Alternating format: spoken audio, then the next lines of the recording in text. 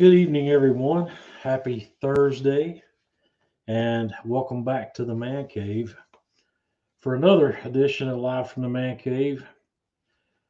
We've got Brother Jeff in Orlando, and we have our special guest this week, Miss Seema Santos, the barbecue queen. Hi Yes, there. And Hey, Tanya's upstairs keeping everything running. So Seema and I, we were just chatting, and Seema, I still don't have any of your pictures. yes, I have sent to you. And yesterday I just used because it's on Instagram, and then this one picture was sent to you. I'm having an audio problem also yeah, here. Yeah, I sent Seema, you an email. Yes. Seema, I'm having trouble hearing you. Let me get here. Can you hear me now or no? yep, Yes, that's better. that's much better. Okay, good, good. Sorry. I sent you for Instagram. I don't know what happened. I was working late until 1 a.m. this morning. So I was like sending and probably I closed the app and didn't send all the photos, but I've sent you right now by email. I hope you can get it. Okay, I will check again momentarily. As of this moment, I don't have them yet, so I'll wait for them. We'll have a look. But anyway, uh, Tanya, I'll bring you back in a little bit. And well, first of all, we're going to have a drink because that's what we do on Thursday night.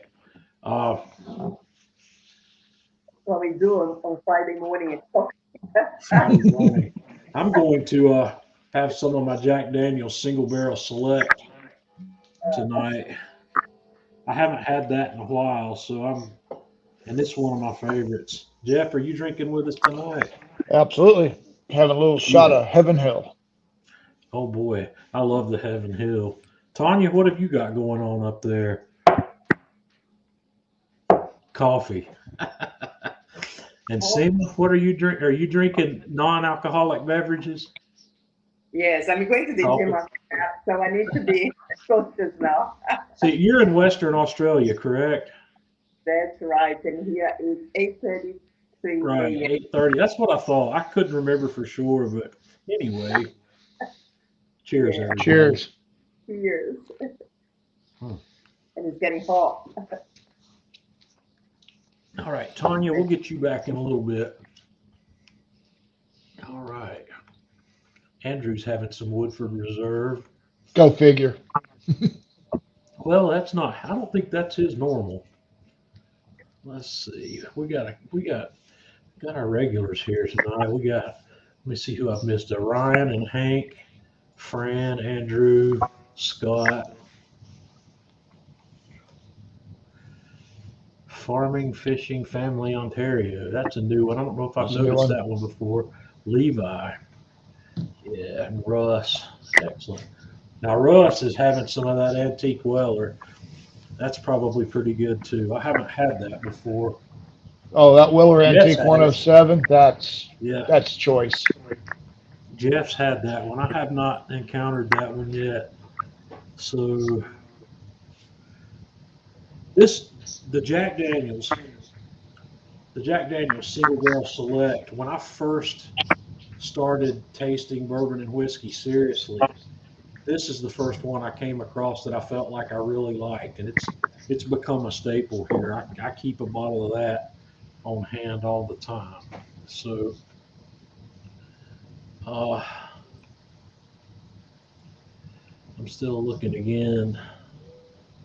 So I still don't have those photos yet. So let me just minimize that, and we'll come back and have a look Got three momentarily. Canadians on tonight. Scott, excellent. Local liquor store barrel pick. Yeah, those are usually pretty intriguing. Uh, I don't have that. That doesn't happen in North Carolina. That happens in other states, but not here. It's very well. It's technically impossible because the state is in charge of buying all of the alcohol above a certain level that's sold here, and it's sold through their outlet stores throughout the state of North Carolina. There are no privately owned liquor stores in this state. So that's how it works. I don't get those barrel picks. Uh, I've had some barrel pick stuff that I've gotten from other states, but you can't buy it here. So, all right. How is everybody this week? I got to thinking about this topic on pizza that, we decided last week we were going to do pizza this week. And after the fact, I keep telling myself, John, nobody's going to cook pizza. Nobody's going to make pizza from scratch. And that's one of the things I find with my audience is everybody likes pizza, but there's just a minuscule number of people who are willing to make pizza from scratch. And I've run into that in the past, and I can tell it in the comments that I get when I post a dough recipe or something. There's always that guy or that small group of guys that say, you lost me at grams. Because Seema, I post my video or my recipes, all my baking recipes, I post weight measurements because it's just, to me, it makes sense. It's the simplest way to reproduce a recipe consistently every time. Because 1 cup of flour doesn't weigh the same amount every time you measure it out. There can be significant differences in that will change the outcome of the pizza. And when you're dealing with a recipe, most of the pizza dough recipes that I make from scratch, I start out with 500 grams of flour, a half a kilogram. I don't typically make the 1 kilogram flour recipes, but if you've got a 50-gram variation in a 500-gram flour recipe, it will make a difference in the texture of your pizza crust in the end. The water, you could get away with measuring water by volume for the most part. But once again, 10 or 15 grams of water, which is like a tablespoon in a 300 or 350 gram water recipe, it's enough to make a difference in your output. It changes the way you do it. So one of the things I was thinking today is I may make a couple more videos here in the near future of some easy ways to do it. And when we get to my pizza today, when we start looking at my pizza today, I'll be able to show you I made a dough for this New York style pizza that I did this week. That's very simple. The dough just doesn't get any simpler than that. It's very basic and anybody can do it. So we'll have a look at that when we get going. Let me have another glance here and see if I've got Seema's photos yet.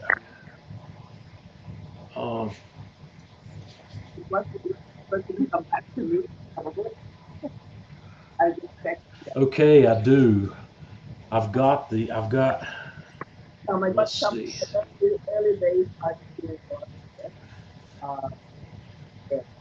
but with regard to the I am pulling these. Seema, we're losing your volume again. again, Yeah. with that, good, Nope. not yet, not ready yet, It's real muffled. not yet. What's going on? Let me see my audio. Is everything working? All good, my settings. You're real low. Out. You got me or not? Yeah, I can't hear her either. It's real garbled. Let me see if I get my get you around the house.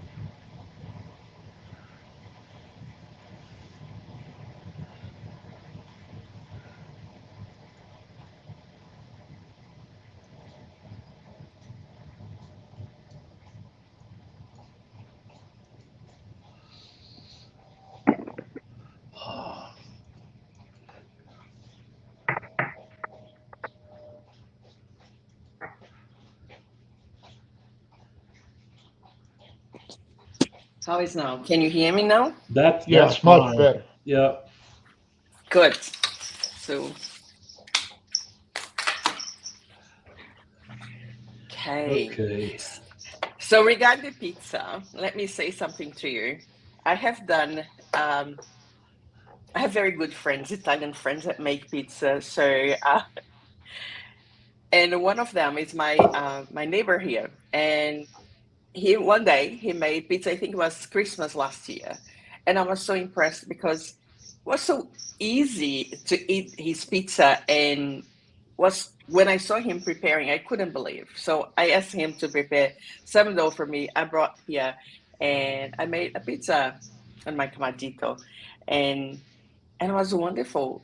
But to tell you what, putting my hands and making the dough, it's something that is like takes time, and I believe that's why people don't get very attracted to make homemade pizza. It's just because of thinking that you need to put your hands on and takes time. But when you do a cake, you just put everything in a blender and mix, and then seems like easier. But it's so easy to make a pizza. It's not a big deal, and it's quick as well. Very Okay. quick. I've got your pictures, but these aren't pizza. We got some other things from Sema this week. So let's have a look at what we've got here. And I just realized, John, also that throughout my year last year, I did more videos than photos. And I was Oh like, yeah, yeah, because I left the camera working while I was barbecuing. And then right. I forgot to take photos. What do we have here? So you have some sausage. Was my early barbecue. When the story is, I believe I said to you before, when I decided to go to the challenge, I didn't have a space for a barbecue, a charcoal barbecue in my garden because I just Right. had redone my garden. And then this was the left bricks that I had in front of the house that I brought back to the back of the house and made this temporary barbecue while you're waiting a new one to be constructed and also having the camadas coming in. So in that one, we have sausage, in a fish holder, let's say this way, and then I have a picanha, and Right. I believe I will have hearts, chicken hearts as well, and some onions, if I can see that. Yeah. It looks good, and I like your improvised barbecue. It looks like a yakitori setup almost. Yes, that's right. Let's see what the next picture we've got here is. There's some picanha. The Mhm. picanha, that's the early stage of me doing something that because didn't have the barbecue, it was just the Right. bricks. Yeah, but that looks like it would cook perfectly. Yes, You could have a really nice high heat there, and you just turn yeah, your skewers as needed. That yes. And that I couldn't find the photo that I was sitting on the floor because it was so low. I was sitting on the floor and watching it. So it mhm. was very therapeutical, let's say, to say. I was very happy doing it. So this is some of your Brazilian flair showing up in Australia, correct? Yes, that's right. That's right. Yeah, the Aussies, are they familiar? How familiar or how popular is picanha in Australia? Look, nowadays it's everywhere because the Brazilians have spread the words about picanha, and then everyone wants to barbecue picanha. And I remember the first time when I came to Australia 25 years ago, no one would even know about picanha, and Right. we had to show the butcher where the picanha comes from and Mhm. how the size would be, and then we start buying it every Thursday. But it was a special order. They could not put it on the shelf because no one would buy it. Right. Well, picanha has done the same sort of thing that tri-tip has. It used to be an unknown Yeah, cut that yeah. was inexpensive, and the current popularity of it has made both of those really expensive these days. It's And the brisket as price. well, right? And brisket, well, Yeah. I think brisket may still be one of the, well, next to pork butts, next to uh, pork shoulder, I think brisket's probably the next cheapest piece here. Jeff, is there anything cheaper than brisket here besides pork butt? Mm, I can get pork tenderloin cheaper than I get brisket. Okay, that is correct. Pork loin is pork Yeah, loin pork loin and falls- tenderloin both. pork loin falls between the two. The pork loin I buy is $2.99 a pound on average. So it falls between pork butt and brisket. I forgot about that. So yeah, Yeah. Now in Australia, brisket is expensive, and I remember back in Brazil, brisket was a second-class meat, and right. Well, it became used to like be a this. second class meat here. When I Mhm. first Mhm. started cooking brisket, this would have been 12 or 13 years ago. Uh, I was at the $2 a pound mark. I was paying $2 a pound for brisket, and uh, currently I'm paying twice that. But during the pandemic, it got up to where I wouldn't buy it. It was so Yeah. expensive. We had some beef shortages here during the pandemic, and Mm. I stopped cooking brisket during that time because Beef was ridiculous. yeah, the briskets were $6 Yeah. and $7 a pound. Uh, Mm. so yeah, but it's back down. It's back down to the pre-pandemic pricing now. But I think a typical brisket, if I buy the whole packer, it's $3.99 a pound at Sam's Club. But they charge you a lot more if you just buy the flat. If they've taken the point off of it, you pay a lot more for that flat. It's $5 or $6 a pound. So Yes. yeah, let's To see do a what, 1 minute job. right. Okay, this looks like a shank. Yes, it is. So, Tell me so the about first, this one, normally when I want to do some shanks or any meat that takes longer to cook, I smoke them, barbecue, and then I finished them off in a big pot of sauce, and then it. finish Yes, off the cooking. yes. So this was the preparation for the shank, and I quite like shank. Is this a beef shank? It's a beef shank. Yeah, Beef. Okay. it's the yeah, it's a beef So shank. in your pot, that's a method that I love. I like smoking and then finishing in a braise. I do that a lot. So Yes. what kind of braising liquids are you going to put in with that? Oh, and that one was a very Italian tomatoes, basil, and wine that I Mhm. finished it off. If it's lamb, go a bit of wine as well, but I use rosemary and a bit of mint by the end to get the kick. Okay. But yeah, Jeff, where have we seen that idea before? Chef Eric. SEMA at a couple years ago at Atlanta Grill Company at the last big event they had that I attended, Chef Eric Gephardt did something like this with some beef shanks. But we smoked those beef shanks and he braised them in a Bloody Mary mix. oh, Yeah. So that's what Jeff and I are thinking about here. I personally did not like the flavor that came with that, but everybody else seemed to love it. For me, it didn't work, but the theory is the same.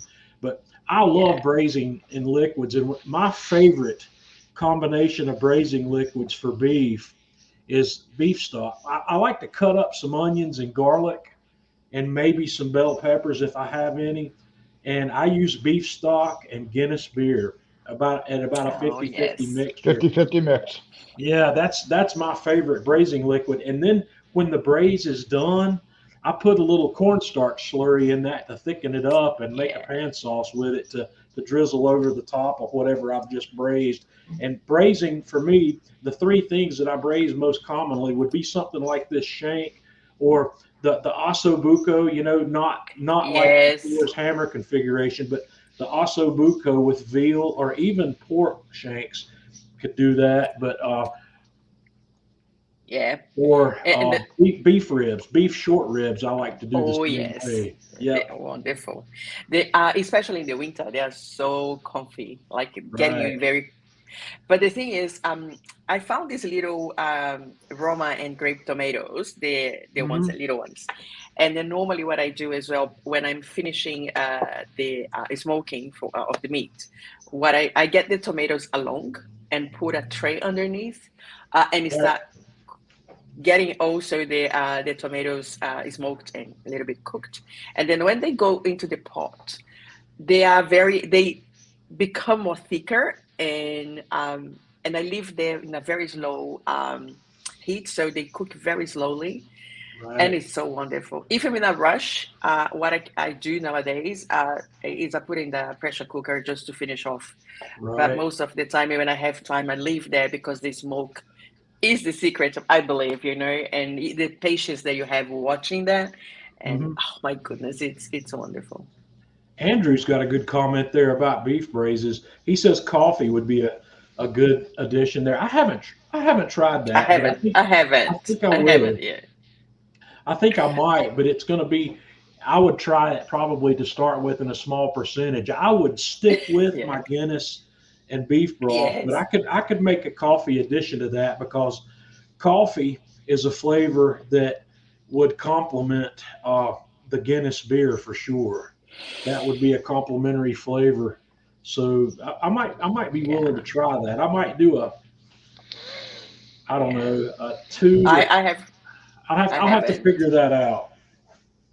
Yeah. But yeah, that would be good. I usually believe the alcohol brings a good texture and flavor, but you really need to know how to put the portion in there, because it's magical. Yeah. Otherwise, it get a bit strange, as you mentioned before. Well, coffee is something you can't take it back out once you put it in. No, so you got to start slow and figure out where you need to be there. But I'm going to try that. Andrew, thanks for that. I'm going to give that a shot. Seema, what are we looking at here?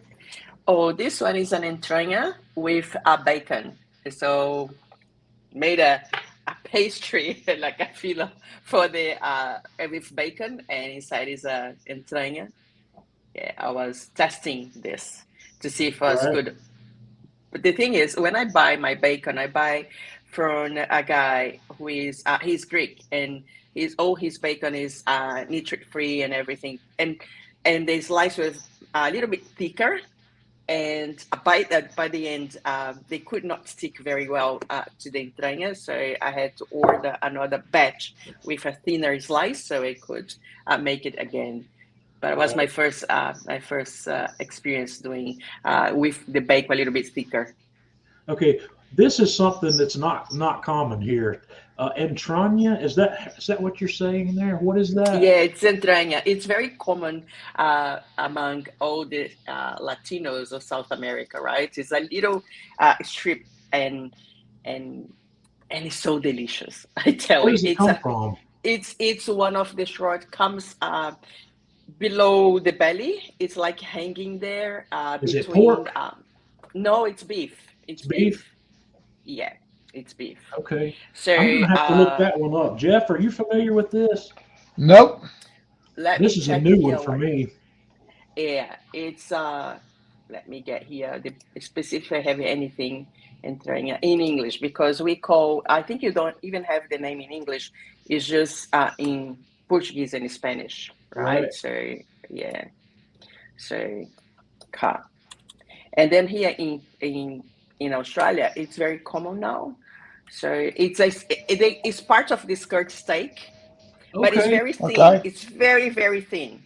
And, well, if it's part of the skirt, I know what it is. I'm familiar with that. It's very lower, yeah.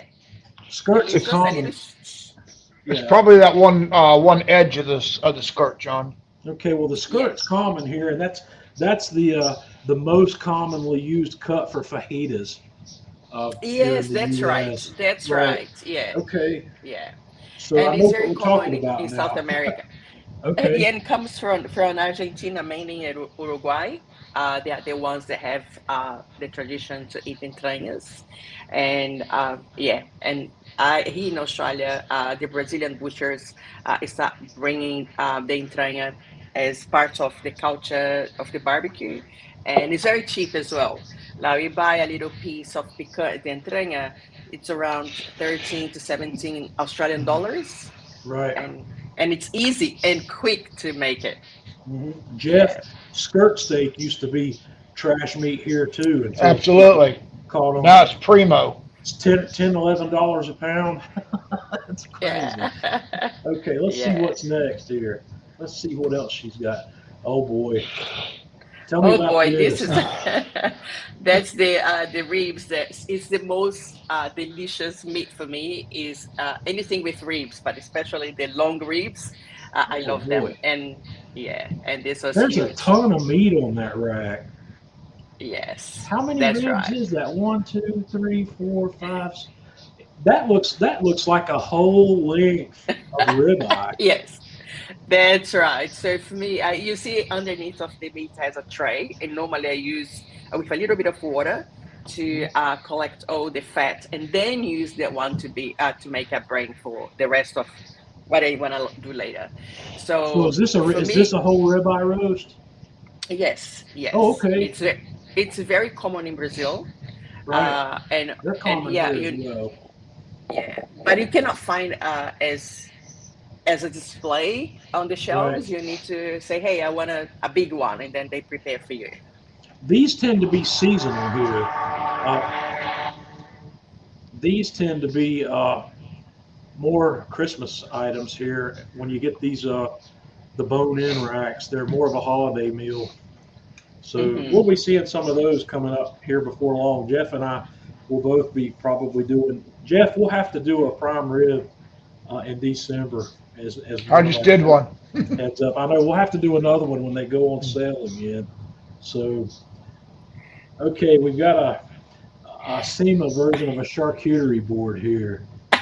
Yes, as we call in like Argentina, Venezuela, it's more the oh my goodness, the name just went away.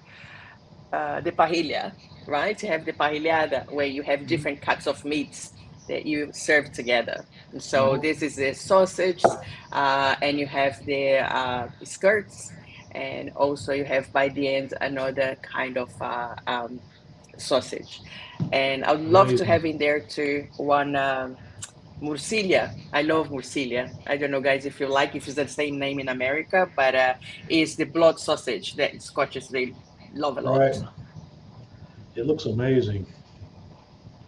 And now what do we have here? We have the little chicken heart. Okay.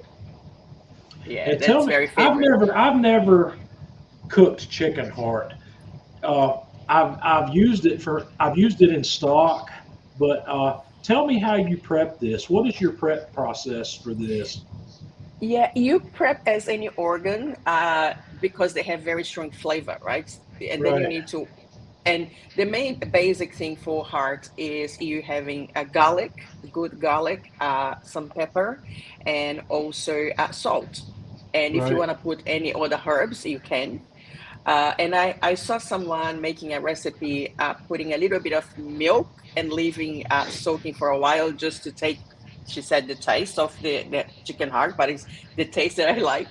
So I never Right. tried this as well. But it's very simple.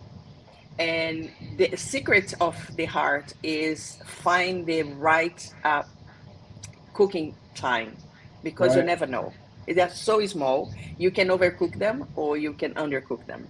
And So it's neither something that it's probably got a sweet spot. yes, Right. that's right. So you need to be very careful. And this one there, I just use some cassava flour and Parmesan cheese together to get the crispy outside Looks good. crispiness. Yeah. A duck? This was my Chinese New Year celebration. So Okay. my first time preparing a duck, and then Peking was duck. beautiful by the end. I love duck. And Oh, I'm it's once again wonderful. I'm the only person on both sides of my family that'll eat duck, but I'm gonna get another one. We'll do that. That looks good. Did you They are dry it? Did you wonderful. hang it out to dry? No, I use a different method that a Chinese lady told me how to do it, and putting the hot water inside of them to get Right. them more, how you say, uh, no, Plump. I don't know. Yeah, Yeah. and then It renders some of that fat. as Yes, well. that's right. And then Right. didn't take me long because I thought hanging everything, but I didn't have the time. So she told me this is the best way for you to get quicker. So I did it. Excellent. This is the photo that I got when you sent me the original photo, and I'm Uh, looking at this and I'm thinking this is going to be something that I would really like. So tell me about yeah. it. There's an octopus.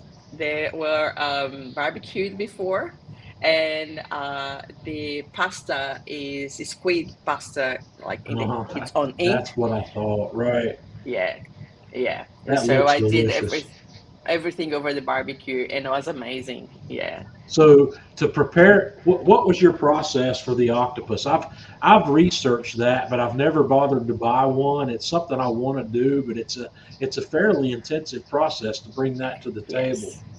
That's right. So I got few versions, and including a version from a chef, a friend of mine, Spanish. He gave me a very descriptive recipe that I haven't done before. But this one, what I did, I cooked for 20 minutes with basil. No, not basil. Oh my goodness, the leaves, the dry leaves. What's the name? Bay leaves. Right. Bay leaves, uh, one whole onion and garlic. So I left there for 20 minutes, take them out, and then put on the barbecue with oil, but very Right. slow heat initially just to get the okay. And then I put on top of the high heat to crisp the skin, and that's it. It's done. Is this a really spicy little red pepper here on top? Yes, yes, that's I right. figured it might be. And I went to the barbecue too to be smoked before. Awesome. Well, So Seema, yes. that as always, your cooking is just inspirational. I'm a Oh, big thank fan. you. Oh, I'm thank. glad you could come on with us. Uh, so And let me the thing is, I have like last year I was really committed to barbecue every day, everything, and right, bringing new recipes. Now I'm cooking and barbecuing, but I'm also taking the time to teach my man. He's from Chicago, how to right. barbecue. So he never did. So he now is learning. And sometimes I hear I'm in my office. He comes in, hey, what? How can I do this? And I tell him. He goes to the kitchen, to the barbecue, and figures things out the same Yeah, way I cook. It's like I tell him without any like measurements or ingredients that are very precise, but just give an overview, and he does, and he's learning a lot and doing very great now. awesome. Well, that's fantastic. So thank you for bringing that to us tonight. I always enjoy having you on. But Jeff and I tonight we're doing head to head with pizza this week. So we're going to I want to continue see it. on here. Uh, Jeff made some really awesome looking pizzas. So let's have a look. Jeff, tell me what we're starting out with here. Oh, you got the wrong Mm. picture. That's from last week's cook. Wait a minute. Yeah, Well, that's all last week's cook. I put all those. What's going on? Oh boy, I had all this stuff lined up. I wonder why. Why is it not with me? It's always this way. We always, not always, but it happens sometimes. Let's say this way. Okay,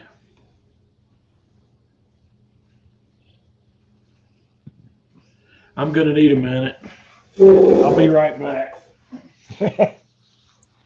So Jeff, like, tell us what have you done with the pizza?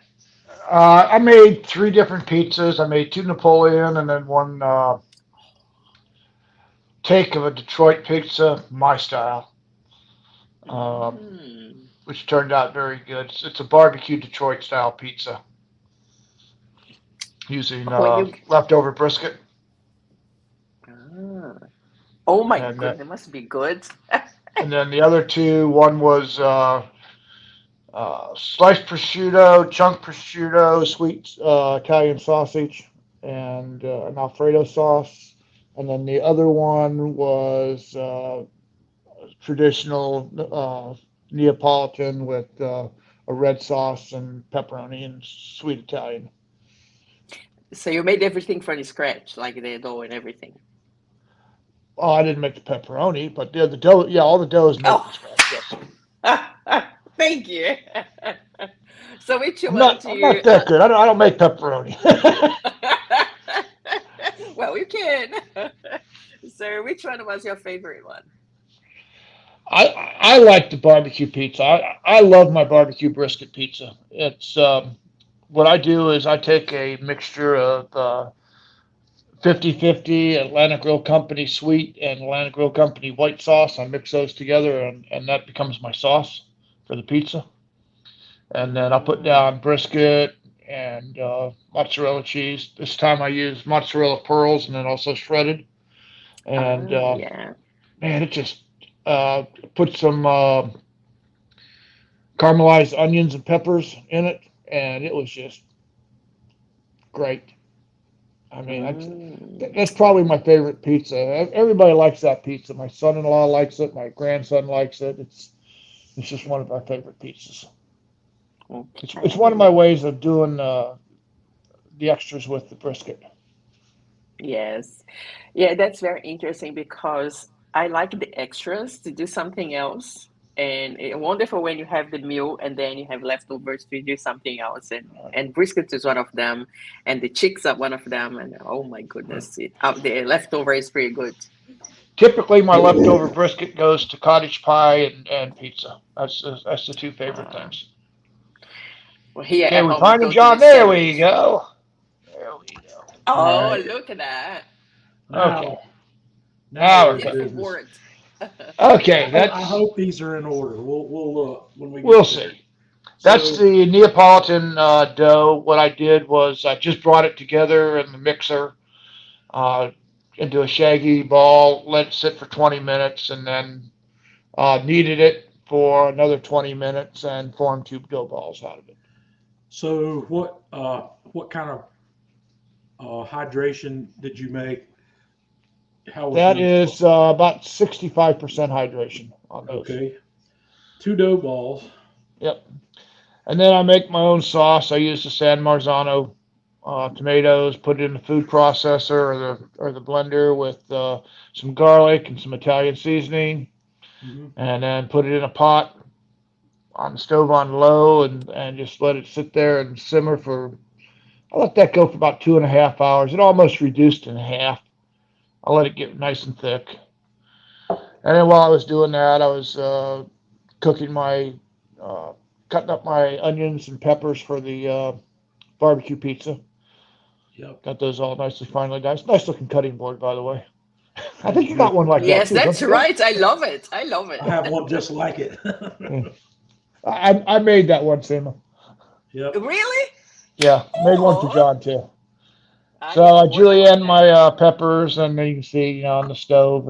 I've got my peppers and onions. I got my sweet Italian sausage in the back, and my sauce on the one side. Just cooking away on those. And then fire up the Alpha, because that's my go-to for pizzas and other things. The Alpha. Yeah, the Alpha one. And there's the first dough ball that's formed out.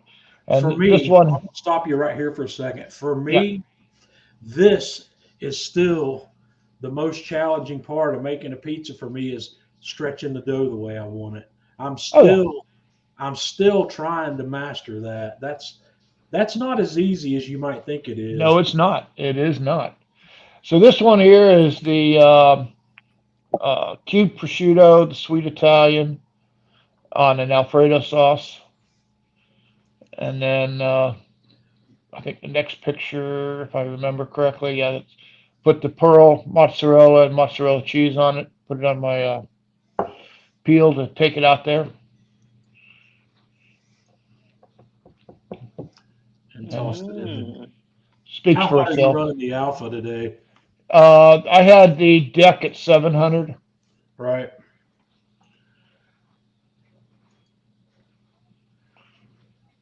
That's got some There's nice, beautiful leoparding on it. yeah, that's a nice leopard. That one actually came out better than the second one. The second one I lost a little bit of heat. Were I you, should have. did you make a sourdough or was this a commercial? No, Neapolitan. This is Freddie's Neapolitan dough recipe that he sent me. It Okay. seems to work. It's a 72-hour ferment on it. Right. Mm. Oh, the secret. Well, that one's out of order. It's loading the video. Yeah. This is always loading. I love this. I love watching the fire in slow motion. Yeah, It's a great. I think it's beautiful as well. it It's, is. it's so calming. Yeah. So then this is the second one, which is going to be just a traditional Neapolitan with the red sauce that we made, and put large. I like large pepperonis rather than the smaller pepperonis, and pearl I hit mozzarella. that too many times right there. So Yeah. I love a good layer of pepperoni. Yeah. The problem I have with pepperonis, every time I do the Neapolitan style, everything swims. It ends up somewhere other than where you put it after you cook it. Well, that's why I I'm not like to do a familiar- thicker sauce. You'll see I'm it not doesn't familiar swim on me. with mozzarella pearls. This is something I haven't seen before. Publix has it over in the cheese section. Is it a fresh mozz or is it? Yep, it's a fresh mozz. Okay. And then a little bit of shredded mozzarella on top of that. And then into the oven it goes. And like I said, I didn't quite get the leoparding on this one that I got on the first one. Like I said, my temperature dropped just a little bit, but it's still a good looking pizza. Yep. That looks amazing. Wow. And then the next one, I used my USA pan and put a good 2 tablespoons of oil in it. Stretched out my Detroit style dough in that. Put brisket on top, and then on top of that, I put the 50-50 mixture of AGC sweet and white sauce, caramelized onions and red peppers, Right. and threw that puppy in the Alpha.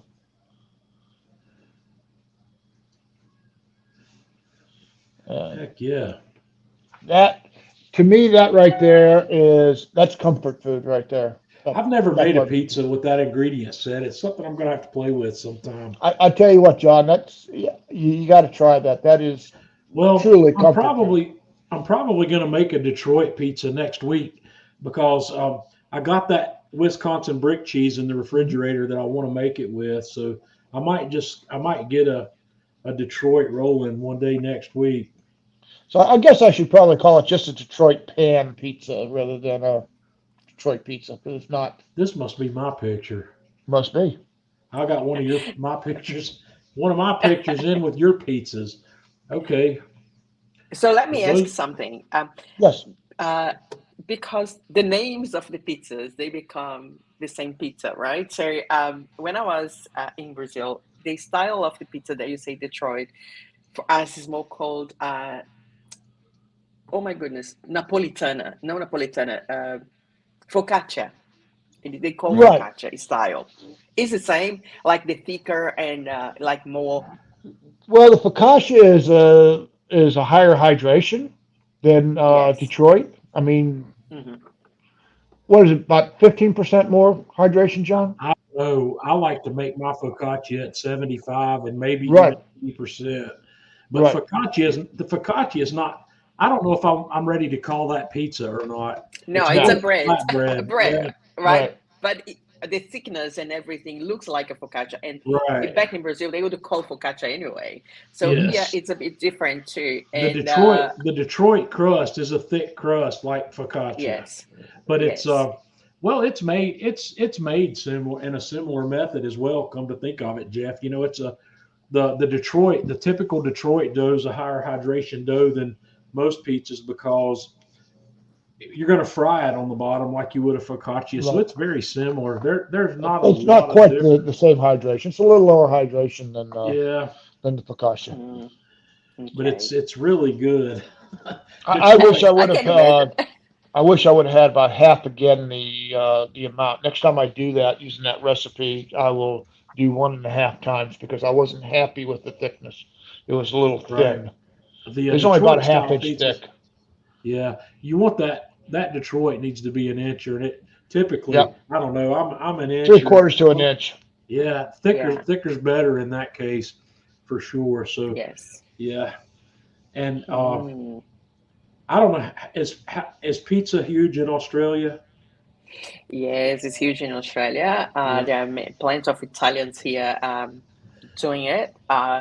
And also in doing the barbecue now became something that the barbecue lovers are bringing it to the barbecue. So I have seen many people making it on barbecues, and but I tell you, I love pizzas in Right. your different ways. But I quite like the prosciutto with a rocket. I don't know if it's Mhm. you call the same rocket in America. It's oh my name, rucola. Mhm. No, yeah. Oh, what's the name? It's rucola? No, it's rocket. It's a little bit of it's a very green uh, leaf with, you know, Arugula. Jesus forgot. Rucola, Yeah. I believe yes. It's Yeah. rocket Yeah. they call here. Yeah.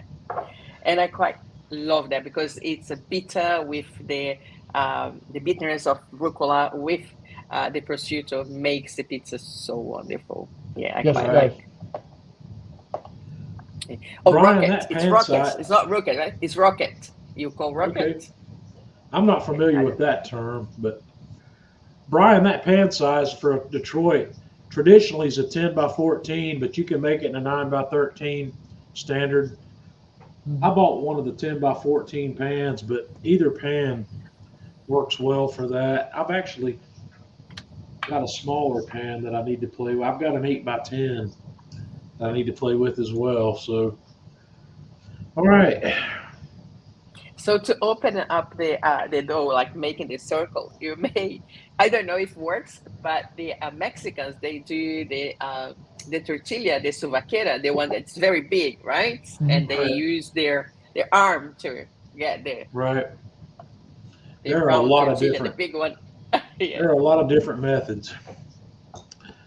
I chose to do New York style pizza this week because it's a method I've only tried once or twice before, and I haven't been as successful with it as I would like to have been because the New York style pizza has two or three definitive characteristics that make it what they call New York pizza. One of them is the texture of the crust, and the other one is I, the one of my I don't know how the New Yorkers feel about this, but one of my defining characteristics of a New York style pizza is the sauce because it's a tomato sauce. It's a sweeter tomato sauce than a typical. So I did a little bit of reading last weekend about New York style pizzas and how people are doing it, and I decided to try something a little outside the box.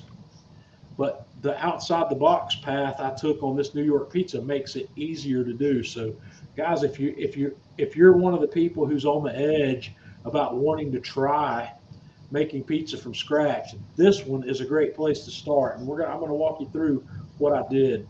I did a 48-hour cold fermented dough, and anytime you're going to cold ferment, you use less yeast than you normally would. And I got my little, I call this my drug dealer scale. Yep. It This looks like one. yeah, this scale is capable of measuring to 100th of a gram, and I really needed about 1 gram of active dry yeast or instant yeast, and what I put in there was 1.2, which is close enough. I didn't worry about uh, I didn't worry about figuring that out. And for what it's worth, I'm going to post uh, this I'm posting the details of this cook on the Man Cave Meals Facebook page tomorrow. So all of the dirty details of this pizza will be there. But this is about a quarter of a teaspoon of active dry yeast if you don't want to weigh it out. And these are the ingredients that went into this pizza. I've got bread flour. I use King Arthur bread flour because King Arthur bread flour is a higher protein bread flour than most. Mm, All of King Arthur's flours, King Arthur's all purpose flour is about the same protein content as everybody else's AP.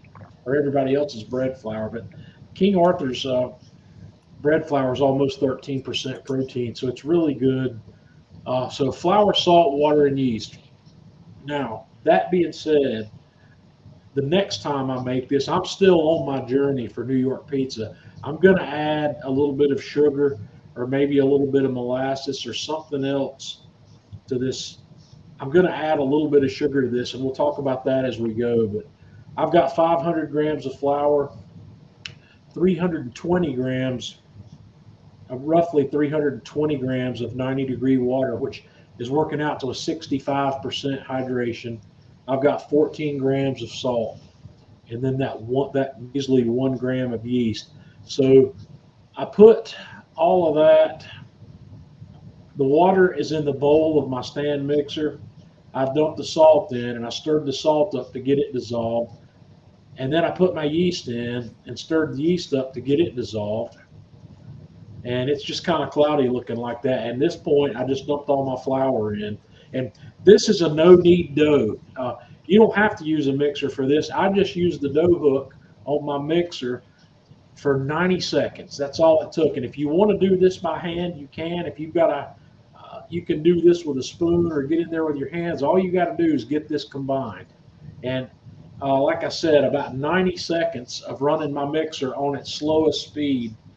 This is what it gives me, and that's all I need. I'm not going to knead this dough. I'm not going to build a structured gluten network for this dough. We're going to go shaggy, quick, and easy with it. So this is the end of the hands-on work of mixing the dough. I took that dough out of there. I put it in a grease tub and tossed it to get a little bit of oil on the outside of the dough, and I put the lid on this guy, and I let it rise, or I let it ferment. This is called the bulk ferment. I've made enough here to make 2 pizzas, 2 14-inch pizzas, or 3 10 or 11-inch pizzas like the smaller Neapolitans. So 2 hours, the bulk ferment, to let that yeast get kicked in and let it get going. And then I took it out of the container, dumped it onto a floured surface, and cut it into 2 because I'm going to make 2 pizzas with this. And then I just shaped those into some nice balls, and I put them in my my dough tub with some flour and covered. I like to oil the top of it a little bit, cover it up with a little plastic wrap. I put the lid on it and put that in the refrigerator for about 48 hours. This was happening Monday evening. I was doing this or late in the day on Monday. I was doing this late afternoon on Monday. So I would say this is 4 or 5 o'clock Monday afternoon that I'm putting this together. So from here, I put the lid on that container. It goes in the refrigerator for 2 days, 48 hours. So the next thing I want to do is make my pizza sauce. And I think pizza sauce is the second most important ingredient, second most important part of a pizza next to the dough, next to the crust. Mm-hmm. This is a if you're going to make pizza sauce from scratch, this is not a place where you want to cut corners on ingredients quality. These Bianco di Napoli tomatoes are American-grown tomatoes. They're not San Marzanos, but these are incredibly good. And I had some of these, so I decided to use these. But had I not been using these, I would have used a DOP San Marzano tomato. I would have gone, and got those. I buy these cans. These are 28-ounce cans, which is about 800 grams of they're whole tomatoes. So the other ingredients I've got here, I've got some olive oil, salt, sugar, minced garlic. I've got some red pepper flakes, and I've got here just a mixture. I use some dried oregano, dried basil here. My fresh basil is not in very good shape right now, so I use dried. So what happens is, I run my tomato. The first thing I did here, which I didn't make a picture of, I've got a big fine mesh strainer. I dumped out that can of tomatoes into my fine mesh strainer and let it drip for a while to reduce some of the extra moisture content that's in a can of tomatoes like that. I let probably I probably got a quarter of a cup or so of liquid. I let a quarter of a cup of liquid or so drain out of that, and then I dumped it in my food mill, and I crushed the tomatoes with the most coarse plate on my food mill, and that's what it looks like afterwards. And then I just dumped all of my extra ingredients in there, stirred it up. I put it in another container with a lid, and I put that container in the refrigerator. This sauce, I think this sauce needs to be made a minimum of 24 hours ahead of the time you're going to use it. It gives those flavors time to bloom and come together. So, and this sauce will keep in the refrigerator for 7 to 10 days. I wouldn't try to keep it any longer than that. Can you freeze it or no? You can, but I've not had great. And then You can can it, uh, but freezing it. One of the things that's happened when I've tried freezing tomato sauce like that, when I thaw it out, it's watery. It becomes watery, yeah. again. Really? Yeah. Mine doesn't. Yours doesn't. I've had trouble with that, but maybe I'll try it again. Maybe I should try it Maybe I should try vacuum sealing it and freezing it and see how it pans out. But I know you can can that. You can pressure can it. I would definitely want to pressure can that, but we'll see. I'll have to figure that one out. So here we are. This is okay. Monday evening, I made this dough. This is mid-afternoon Wednesday. Not a full 48 hours, but maybe 43 hours, 45 hours. To be exactly. Close enough, There's nothing precision about time on this. So I got those out, or I got one of the dough balls out. One of the dough ball, the second dough ball I haven't used yet.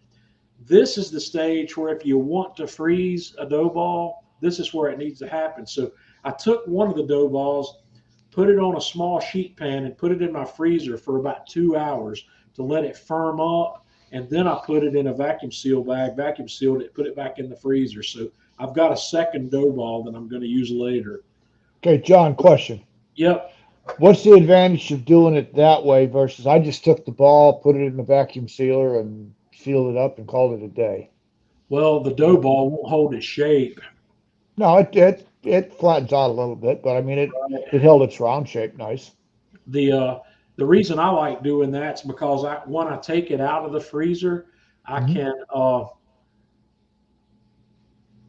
if I'm good, it depends on what I'm going to do. Typically what I would do is like when I'm going to use that pizza dough again, I will take it out of the bag, or I'll take it out of the freezer 24 hours before I'm ready to use it and put it in the refrigerator. And about 2 hours before I'm ready to cook, I'll take it out and bench rest it like I've done this one. Like here, I laid this one out on the cutting block. This one's not frozen though, but I just laid a towel across it for 90 minutes to 2 hours to let it kind of acclimate to room temperature. And while that's going on, since I know that's going to be 90 minutes to 2 hours, it's time to fire up the Kamado, because I want my Kamado adequately preheated, adequately heat soaked. I don't want, everything's got to be just right for that. And so I put a good bit of charcoal in there. I put 4 fire starters in it and let them burn for 10 minutes or so. And this picture's out of order. That was some of the pepperoni I sliced up. So I use my accessory rack in the Kamado Joe when I'm cooking pizza. So once I've got the fire going, I set my accessory rack in, and I put both halves of my heat shield on top of the accessory rack. And then I've got these black iron spacers. These things are 1 inch or 1 1/4 inches tall. I don't know exactly how big they are. It's not real critical. This could be anywhere from 1/2 inch to 1.5 inches, and it's still going to give you the same effect. And then I set my pizza stone on top of that. So what we end up with here is this. I've got the heat deflector with an air gap in it, and that keeps this pizza stone from getting too hot. I can run this thing forever, and I'm not going to get that top stone hot enough to burn to burn my pizza crust. And Cool. And that's the mistake that so many people make. They only put the pizza stone down on the accessory rack, and then they Right. say, "How come Yeah. my pizza burned?" the pizza And very quick. Yeah, if I put the pizza stone on the bottom there and didn't put anything else like this, that pizza stone would get to temperature, but it would continue to heat. And it would heat fast enough where it would burn my crust before the toppings cooked on the pizza. So, and I do believe, I'm not 100% sure of this, but I do believe that I was the first person to come up with this. I believe that I came up with this years ago, and I don't believe I had seen anybody do it. Kamado Joe when Kamado Joe's instructions on cooking a pizza, they didn't do this. They suggested putting the heat deflector down and then just setting the pizza stone directly on top of the heat deflector, which that works pretty well, but after a certain amount of time, that pizza stone will still get hot enough to burn your pizza. But anyway, that's all beside the point. I wanted my grill to be running between 550 and 600 degrees for this cook. So I used my Fireboard, the Fireboard 2 Pro. The probes on the Fireboard 2 Pro are robust enough that you can run these temperatures with it okay. So I set that up to run at 550 or 575. And while that was heating up, I got my other ingredients ready. I had some pepperoni that I sliced up. And all I'm going to top this pizza with is the homemade sauce that we made. Let me just show you. I laid out some flour on my stainless steel prep table over here, and I got a bowl with a little bit of flour in it, and I toss my dough ball in there and flip it over both sides where I get a good amount of flour on the exterior of my dough ball. And then I toss the dough ball down, and I work the dough ball out. I shaped it out to around a 14-inch round here. This is another tool that I wanted to use for this particular pizza. This is called a dough docker, and you don't have to have a dough docker. A fork will work. And the purpose of this guy is you run it over the top of the pizza. I don't go all the way to the edge with it because I want that edge to puff up a little bit. But when you run that over the top of the pizza crust, it makes these little holes and it keeps bubbles from forming in the middle of the pizza. It'll keep that part of the pizza flat. And you know, Neapolitan pizzas, you don't do that. It's non-traditional for that. You want those bubbles are part of the characteristic of that. But I wanted this one to remain flat in the middle, so I docked it. And at this point, I go ahead and put my pizza on the peel, because if you're going to have problems getting on or off the peel, you don't want it to happen while you've got your toppings on the pizza. So I put down some extra flour and ran my peel up under it and did my jiggle test to make sure this is going to slide. This is a 65% hydration, so it's not wet enough dough that it's going to give me a problem. But I like to build my pizza on the peel. So I got the peel out. I sauced it. I grated on some of that Pecorino Romano with my fine grater. It's like a zester. It's a very fine grate. I don't use a whole lot of that because Pecorino Romano's got a pretty strong voice, as you're aware. It doesn't take much of it to show its presence. And then I had whole milk mozzarella. I bought a 1 pound block of that, and I put the whole thing in the food processor and just pulverized it because I wanted small pieces of that. And this is another case, guys, where you don't want to use grocery store bag shredded mozzarella. If you can do this, it melts better. The coating that they put on that bagged stuff, it keeps it from sticking together, but it also keeps it from melting smoothly. So grating your own cheese is something you want to do here if you can. Yeah. And then I put my sliced pepperoni on top. So now we're ready to go to the oven, to go to the grill. And my KJ's running here. You can see it's about 575 in the dome. I didn't take a picture of it, but I temped my my stone with my infrared gun, and it was right at 550. The stone temp was at 550 at this point, and I had been the Kamado had been over 500 degrees for 30 or 40 minutes. It had adequate time to preheat. So I launched the pizza onto the stone with my aluminum pizza peel, and everything went smoothly there. It came off very nicely. So this was a 7-minute cook. And here we are at the end of that 7 minutes. And I was trying to pay attention here, because New York style pizza, there's one of the characteristics of New York style pizza is that the crust is not crunchy. You don't want the bottom of that crust to get crunchy. This pizza typically has a little bit of floppiness to it, and it doesn't have a crunch. And 7 minutes at the temperature I was cooking seemed to be appropriate for this. And what I'm showing you here around the edge of this pizza, this is why I'm going to add a little bit of sugar to it, sugar or molasses or cane syrup or something. I'm going to add some sort of sweetener a little bit the next time I do it, because I would like for this dough to brown up just a little bit more than it browned up here in this cook. And to do that, I'm going to need to add a little bit of sugar to it. But this is like I said, just 7 minutes. And I got some nice cupping on that pepperoni. And here's a little bit of a different view looking down at it. And this, I just took several pictures of the finished pizza. This pepperoni, this is a grocery store variety stick pepperoni, but it's one that I really like. The brand name on it is Bridgeford. I really like Boar's Head in terms of pepperoni sticks, but the grocery store that I went to pick up the things I need is the closest one to my house, and they don't carry the Boar's Head.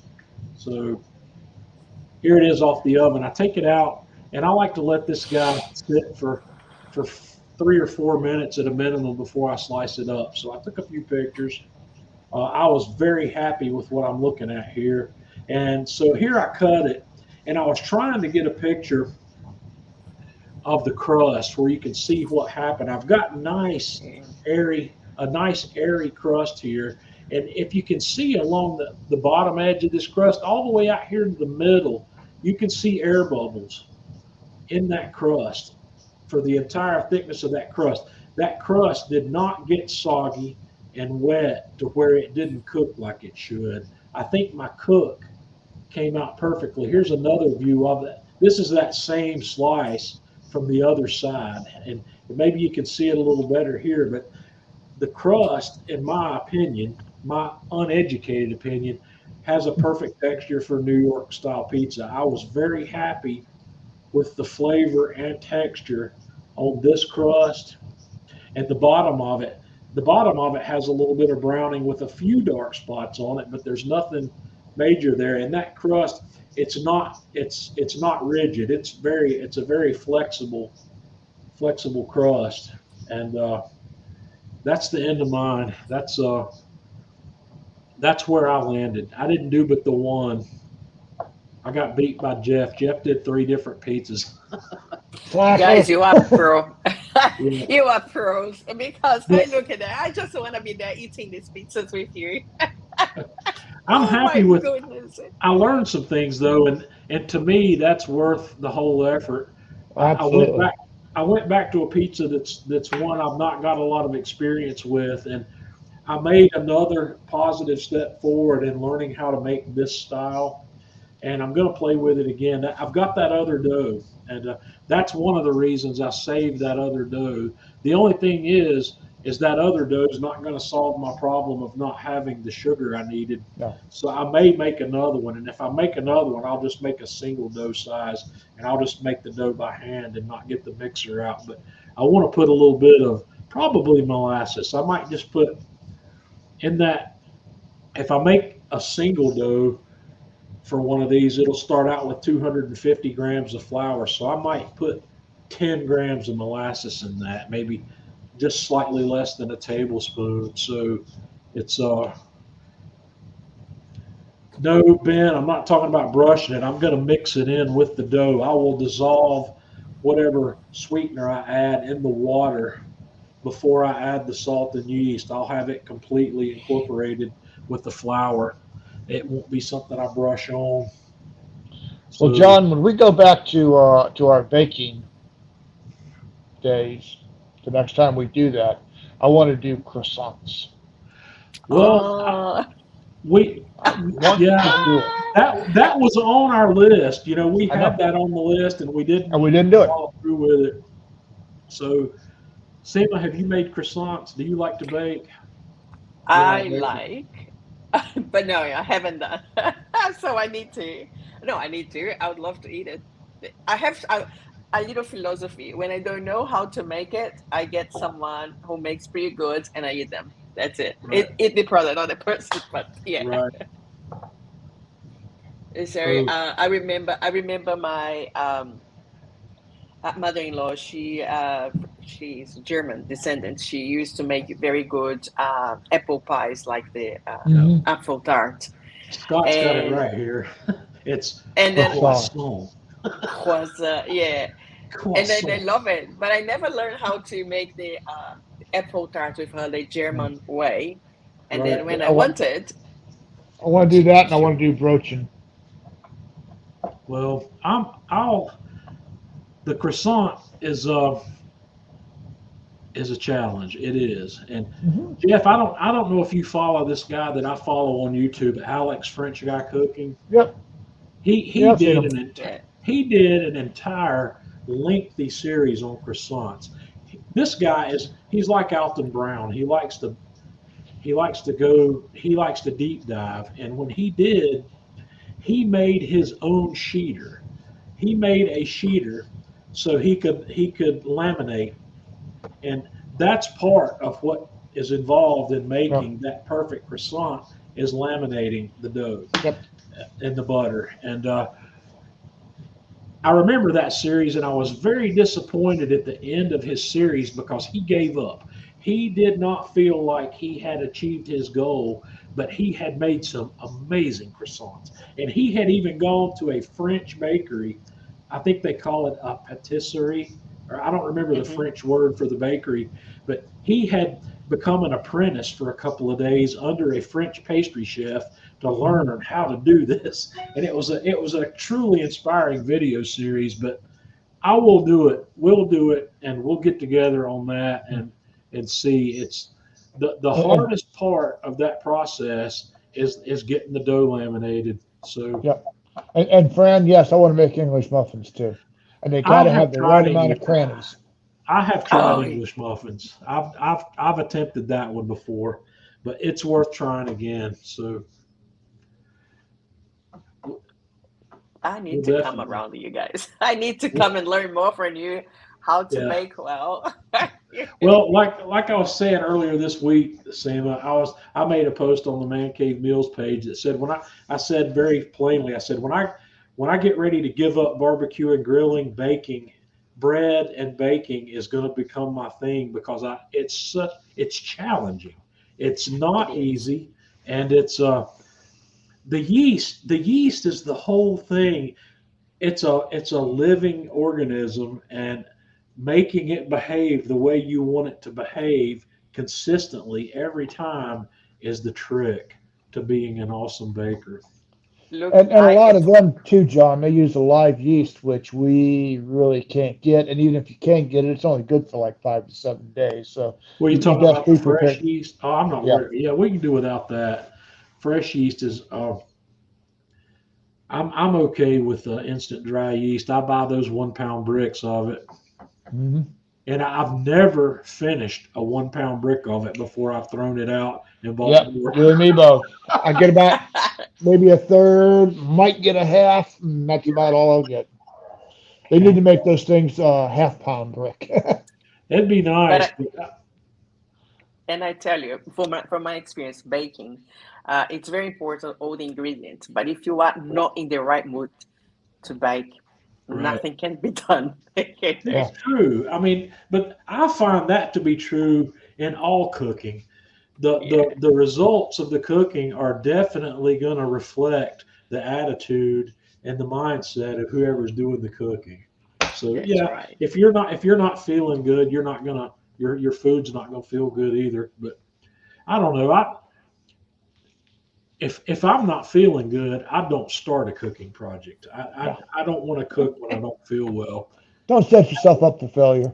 Well, that's No, what happened a couple of weeks no, ago. that's right. That's what happened a couple of weeks ago when I got sick. That's why I took a week off. I didn't feel well, and I didn't want to cook. I just wanted to lay around. And you did. Eat Yeah, someone I laid else's around food. all week. So yeah, but this week's been fun. I've had a good week this week. Uh, we've got a new butcher shop that opened up 2 blocks from the house, and they're selling locally raised beef and pork. And I may show you this. I haven't. This will come up on the Man Cave Meals Facebook page on Saturday. I've got a detailed post. I bought a heritage breed pork butt, a 10-pounder earlier this week, and I cooked it overnight last night and today and finished it up, and it was amazing. I've had heritage breed pork before, but I've never cooked it or I've never bought it. The only hands-on experience I've had with heritage breed pork is cooking with Chef Eric, cooking the Cheshire pork from Heritage Farms here in North Carolina. I've cooked that before, but I've never bought it myself. I've bought pork from Heritage Farms, but I've never bought a pork butt. And it's for some reason or another, the couple of times Tanya and I have gone down there to visit them, I just forget to buy a pork butt when I'm there. But when I went to visit this place earlier this week, they had a 10-pounder in their case, and it was beautiful. And I said, I've got to buy this. And so I bought it, and I posted some pictures of various stages of that process. And I tagged them in it because, like I said, they're just 2 blocks from the house here. And I got an instant message from them today that they would like to collaborate some more. So you may be seeing some more stuff from that place. I know it's not local to any of you guys. Seema, you can't just run up to this place close. If you decide to come up here, let me know and I'll meet you up there. Oh well, I'm planning. Now, I'm going to say one thing, and everybody here needs to take note. John and I have developed, in my humble opinion, the absolute best way to do pork butt. Yep. You agree, John? I agree. 200 degrees, 12 hours. I and then agree up if it. we're cooking on a pellet grill. Yep, if we're cooking on a pellet grill. Yep. 200 degrees, 12 hours, and then bump it up to finish it off. That's what I did today. I left that thing running I used the Camp Chef last night, and I ran 12 hours at 200 degrees. And this morning when I went down, actually, I ran 12 and a half or 12 3/4 because I slept a little past the 12-hour mark. And All right, you're allowed. Yeah, I ran the temperature up. I like to look at it at the 12-hour mark, and in most cases, at the 12-hour mark, my internal temperature is somewhere in the neighborhood of 155 degrees, give or take 5. It's somewhere between 150 and 160 after 12 hours. So the bark at that point is not usually where I want it. So I run the temperature on up to 300 at that point. Yes, I do, Anurag. I use the smoke box, but I only used it during the first part of the cook last night because I went to bed. I've had some sleep issues this week. That's a whole nother story. So I went to bed early last night, and I did. At the 12-hour mark, I run up to 300 degrees, and then I just watch it until my bark is usually where I like it to be when the meat temperature hits around 170 or 175. I'm not one of these 160 or 165 guys on the bark. I'm more often than not happy with it at 170 to 175. And at that point, I wrap it up in foil and let it finish. And when I wrap it in foil and let it finish, it's usually finished in 2 hours from that point. So my entire cooks usually are in the 15-hour neighborhood. Yep. 12 hours, and a lot of times, since I'm not where I want it to bark, it takes another hour once I raise the temperature to 300 to get the bark where I want it. So there were 13 hours. but when I foil it, it's usually about 2 hours to finish. So it's a 15-hour total process, and that works, Jeff, that way almost like clockwork. Yes, it does. You can depend on those numbers if you're using a 9.5 to 10.5 pound butt. The time will come down a little bit on an 8-pounder, but I always try to get the 10-pounders. I just would rather cook a big one. That's the sweet spot. And the nice thing about this method that you and I use is you can bank on it being done around 15 hours. Right. So if you plan 15 hours and at least a minimum of a 2-hour rest, Yep. back your time up from when you want to eat, you're golden. Well, if I was going to cook this to serve at an evening meal, for instance, I would put my butt on at 10 o'clock at night. Mm-hmm. Yep. And then but at 10 o'clock in the morning, I'm going to check and I'm going to run my temperature up. And at 11 o'clock or so, I'm going to wrap it. And that means it's going to be done at about 1 o'clock. And then I can put it in my cooler covered with a towel at 1 o'clock, and it's going to be good for 5 to 6 hours in there. Yep. I could go 5 to 6 hours if needed, so it's going to be perfect. Ultimately, And no stress. I probably should not start till 11 o'clock, but I like to be in bed before that. I'm getting old. I don't stay up as late as I did when I was young. Oh, come on, John. Don't talk to me about old. Do I need to go out and get my cane? I'm getting mail from the AARP all the time. So, John, just a curiosity. When you say that you wrap up your protein, do you prefer? You probably have talked about this. Do you prefer the foil and the paper, or there is a time when you prefer the paper than foil, or vice versa? Okay, I've used both, and I prefer foil. And This is where John and I differ on our thing. You tell them what you do, and then I'll tell them what I do. I prefer foil for 2 reasons. Number one, it's not very messy. The paper is messy because the paper gets oil soaked through it, and it's just a mess. If I'm using paper, I've got to clean up. I've got a mess to clean up on whatever surfaces I'm working on with that paper. My prep table gets nasty. The foil keeps the liquids inside, and like I said, I take my internal temperature on my meat between 170 and 175 before I foil it. So I don't have this issue that people seem to believe that if you don't use butcher paper that your bark gets soggy. I don't have that problem. My bark stays just where I want it when I let it go to that point before I foil it. I've always said, and I'll stand by this, if your bark is set properly when you wrap that, whether if you wrap it with paper or with foil, your bark's going to be fine in the end. And I just prefer the foil. So Jeff, you like paper? No. What I do with mine is I drop my butt into a foil pan, and then I'll take and crumple up a piece of butcher paper and just lay that over the top, and then foil wrap on top of that. And the only reason why I do that is because sometimes I have noticed, and you haven't noticed that, so that's good. But sometimes I have noticed that it has eaten into the foil a little bit, and the paper keeps that from happening. So yeah, but at either rate, what you and I are doing is the same with foil. Yep, absolutely. And I just prefer to go with the foil because it saves me a bit of time in the end, because I can take that foiled butt, lift it off the grill, and go straight to the cooler with it. I do the same with mine. I don't Go straight. I don't use a cooler. I use the moving blanket. Yeah, that's right. You use a different setup than I do. So if I was doing that, I probably could get away with the pan. So, but yeah, I like having it in the foil wrap because the renderings, most of the fat that's going to render out of a pork butt starts rendering after that meat gets past 165 degrees. Mm-hmm.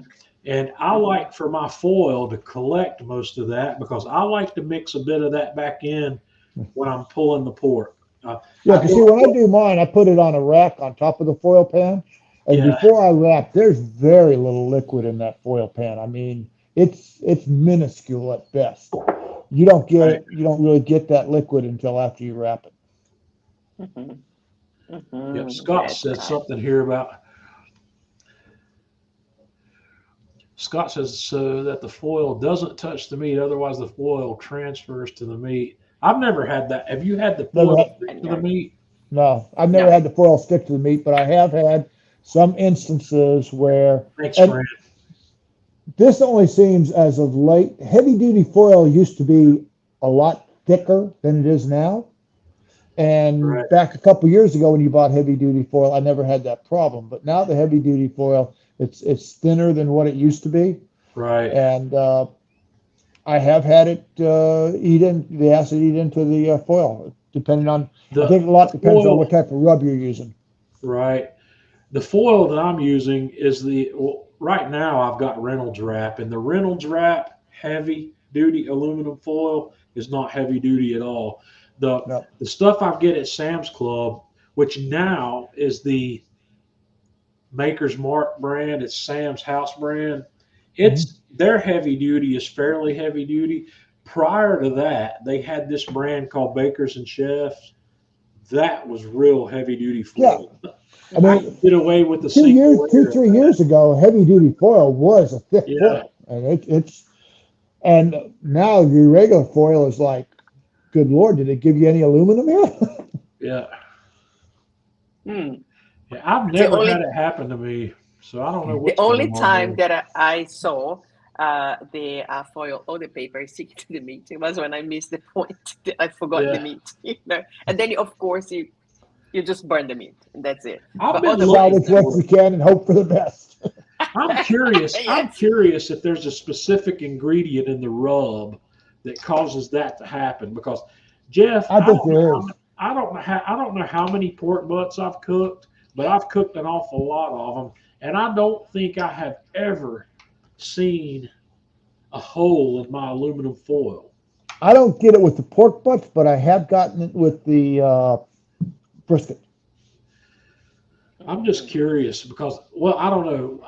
I've gotten back to making my own rubs, and my own rubs are very basic in their ingredients. Mhm. You know, it's salt,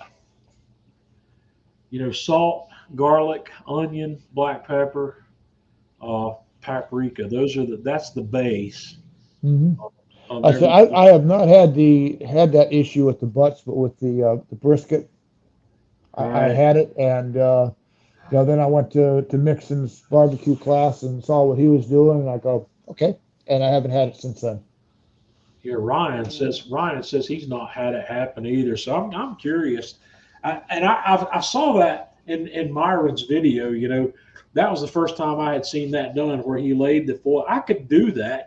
I could very easily wrap the butt in paper or lay paper over the top and underneath it and then wrap it in foil. I could do that. That wouldn't be a big deal, and that wouldn't create a mess that I No, wouldn't have to worry about dealing with. But I've just never seen the problem. I guess what I would like, maybe that's something I'll put out on my Man Cave Meals page or on the Kamado Guru group, and ask somebody, ask if you have this happen, take a picture of it and show it to us. I'd like to see, and once I see it happen, I'd like to analyze. I'd like to see what kind of what they've rubbed it with, and I'm wondering. My idea is that that would be caused by an excessive amount of salt. Salt is the only ingredient in a rub that I think could possibly create that kind of interaction with aluminum. I don't know. Scott, my setup is a moving blanket. Go over to U-Haul, buy one of their cheap moving blankets or Home Depot, double it up, wrap it up, and it's great. And then, like I Mhm. say, because that way I can leave it in the pan because I want it to be tight fitting. You can't put that pan in a cooler, or at least I don't have a cooler that's the size I can put the pan in. You don't have to worry about it. Do the same thing with the brisket. The moving blanket works great. Brian's asking about Tang. That's acidic for sure, Brian. Absolutely.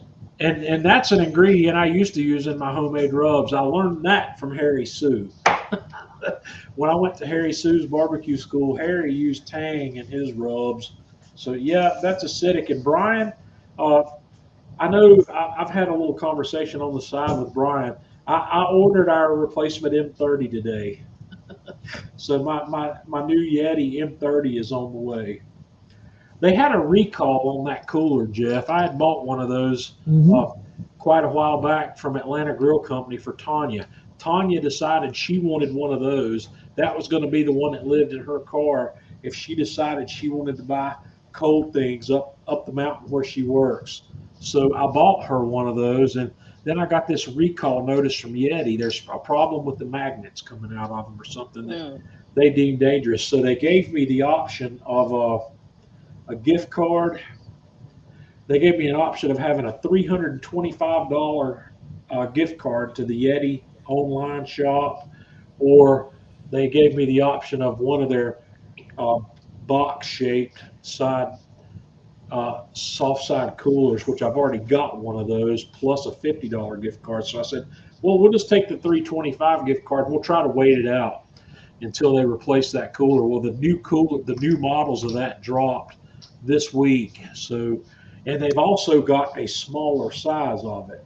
They've got the M15 now and the M30. So I made Tanya go look at it and say, which one of these do you want? And she wanted the M30, which was the same size as the one we had before. So, and of course, the newer model is more expensive than the older model. Absolutely. But did you have to return the old one, or I they did. just gave I you some?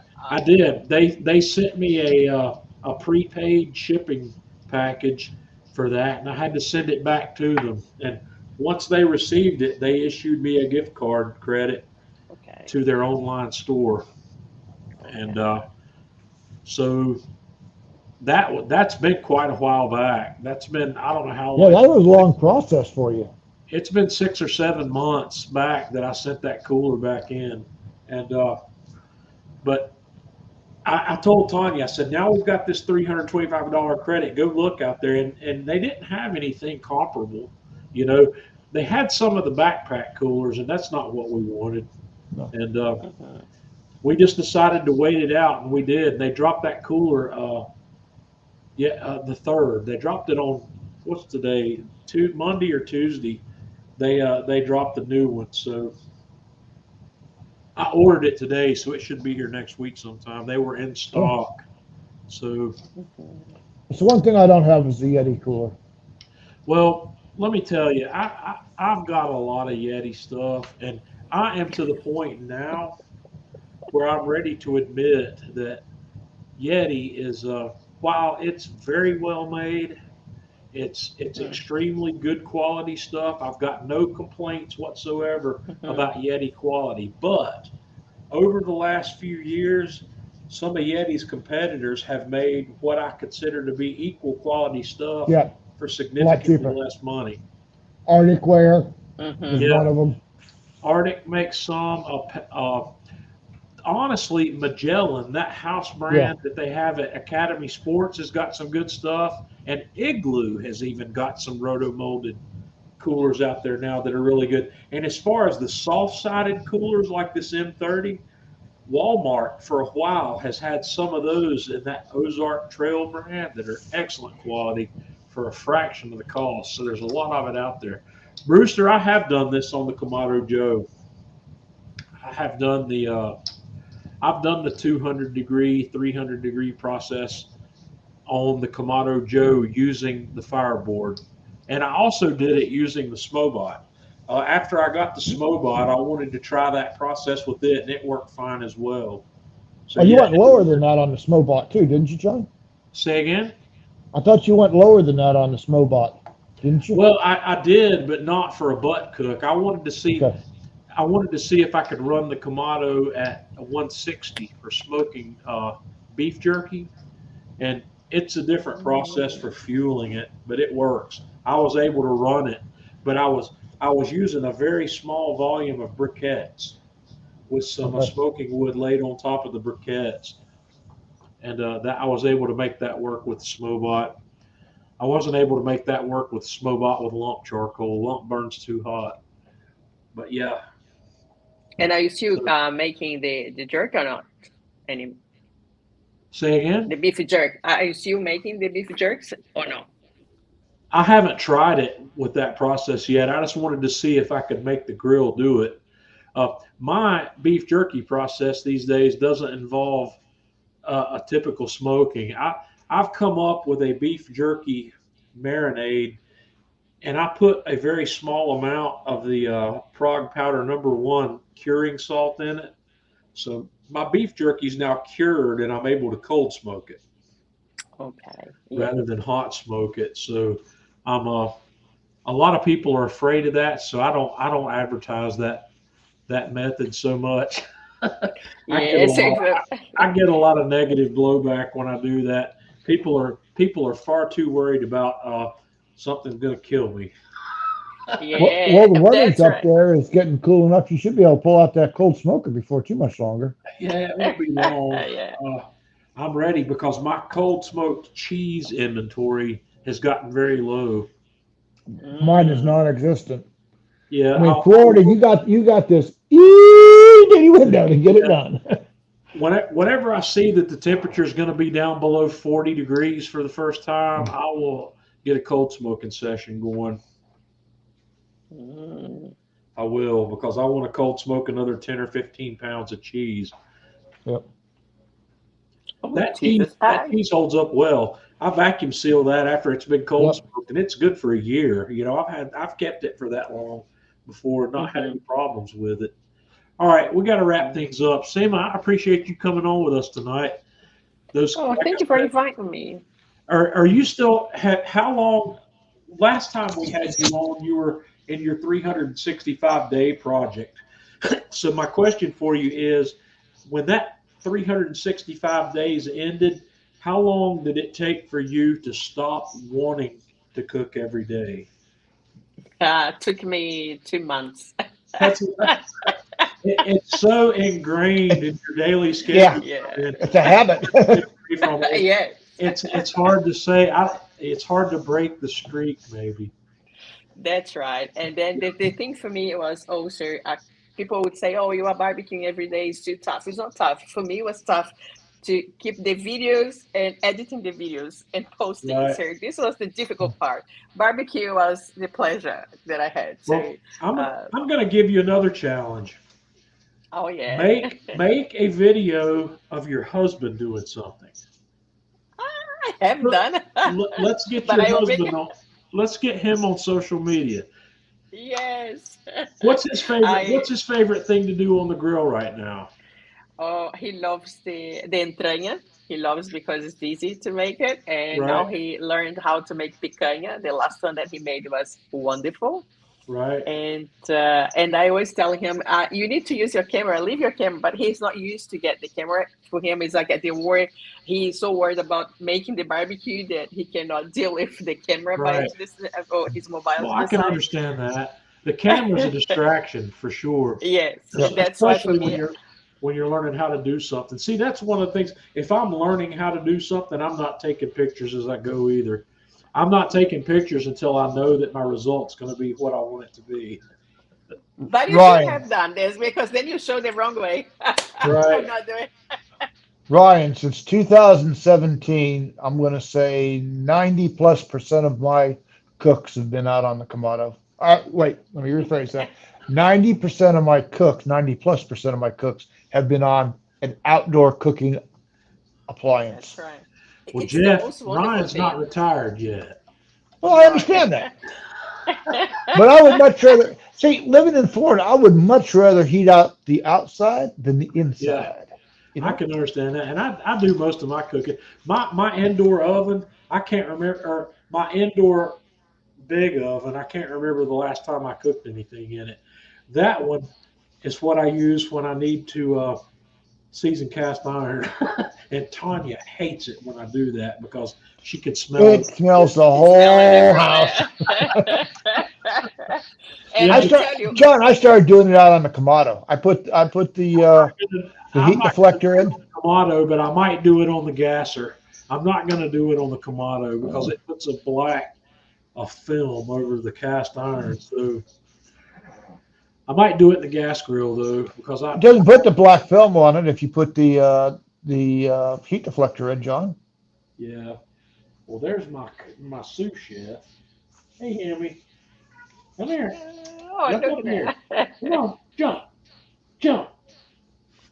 Here we go. Looky here. Oh, He doesn't want me to hold him. That's my sous chef. That's Hemingway. he gives all the tips to you, and then the opinion and it's not right. I do differently. Come on, buddy. Yeah, he's my sous chef. He used to come down here all the time. It was very difficult for me when I was making videos earlier. When I would be standing at this bar shooting an intro to a video or something, he would always jump up on the bar. He would want to be right there, but he doesn't do that so much anymore.